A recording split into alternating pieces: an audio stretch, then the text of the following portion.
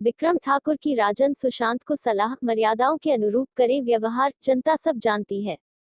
उद्योग, परिवहन तथा श्रम एवं रोजगार मंत्री विक्रम ठाकुर ने पूर्व सांसद डॉक्टर राजन सुशांत को मर्यादाओं के अनुरूप व्यवहार करने की सलाह देते हुए कहा कि प्रदेश की जनता सच्चाई से भली भांति परिचित है और वह ओछी राजनीति करने वालों पर विश्वास नहीं करती है। राजन सुशांत को भ्रामक और झूठे बयानों से परहेज करना चाहिए, क्योंकि इससे उन्हें कोई फायदा नहीं मिलने वाला है। प्रदेश की जनता ने भारी बहुमत से बीजेपी को सत्ता दिलाई है और अवसरवादी नेताओं को पूरी तरह से नकार दिया है। उद्योग मंत्री ने कहा कि राजन सुशांत अति महत्वाकांक्षी और अवसरवादी नेता हैं। वह जिस भी दल में रहे वहां उनको संतुष्टि प्राप्त नहीं हुई और उन्होंने कभी अपने दल के प्रति निष्ठा नहीं रखी। वह किसी भी व्यक्ति को अपने से बड़ा नहीं मानते और हमेशा अनर्गल बयानबाजी करते रहते हैं। विक्रम ठाकुर ने कहा कि राजन सुशांत ने हमेशा ही अपने निजी स्वार्थों और हितों को तरजीह दी है। उन्होंने सत्ता के लिए जनता के हितों को भी दांव पर लगाने में कभी संकोच नहीं किया। इस तरह वह पूरी तरह से बेनकाब हो चुके हैं। जिन भी लोगों ने राजन सुशांत का साथ दिया, वह कभी उनके साथ खड़े नहीं रहे। उद्योग मंत्री ने कहा कि राजन सुशांत मात्र सुर्खियां बटोरने के लिए नए नए बहाने खोजते रहते हैं। उनके द्वारा नई पार्टी की घोषणा करना भी एक स्टंट मात्र है। प्रदेश सरकार की कार्यप्रणाली पर प्रश्न चिन्ह लगाने से पहले उन्हें यह स्पष्ट करना चाहिए कि प्रदेश व अपने क्षेत्र के लिए उनका क्या योगदान रहा है।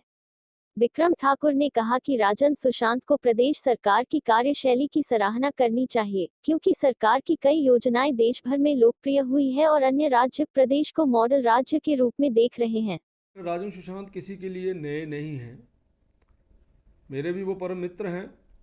उनका काम करने का तरीका, उनकी कार्यशैली, इसके बारे में पूरे का पूरा हिमाचल प्रदेश बड़े अच्छे तरीके से जानता है।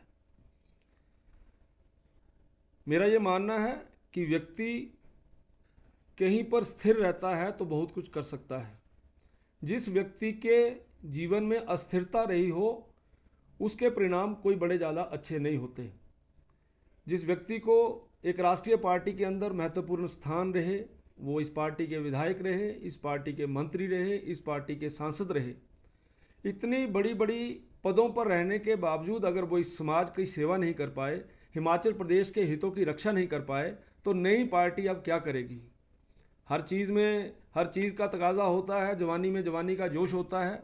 आज ना वो जोश रहा, और उसके साथ साथ समय समय के ऊपर जब जब भी उनको कोई दायित्व मिला है, उन्होंने उस दायित्व का किस प्रकार से निर्वहन किया है, आप सब लोग बड़े भली भांति जानते हैं। हिमाचल प्रदेश बड़े अच्छे तरीके से जानता है।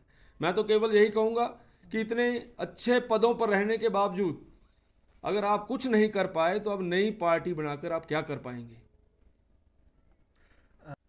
आप हिमाचल प्रदेश का पिछला इतिहास देखिए। यहाँ पर 2 पार्टियों का सिस्टम रहा है, इसके अलावा यहाँ कोई नहीं टिक पाया।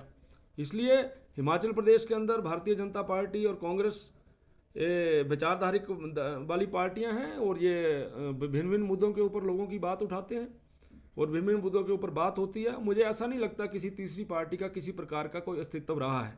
और आज के समय में जब श्री जयराम ठाकुर जी की सरकार हर प्रकार के वर्ग के लिए काम कर रही है, चाहे कोई बुजुर्ग है, चाहे कोई नौजवान है, चाहे कोई महिला है, चाहे समाज का कोई और है, सबके लिए अच्छा काम हो रहा है। आज पूरे भारतवर्ष के अंदर हिमाचल प्रदेश की सरकार के विषयों के ऊपर बात होती है। हर कोई कहीं ना कहीं हिमाचल प्रदेश सरकार की प्रशंसा होती है।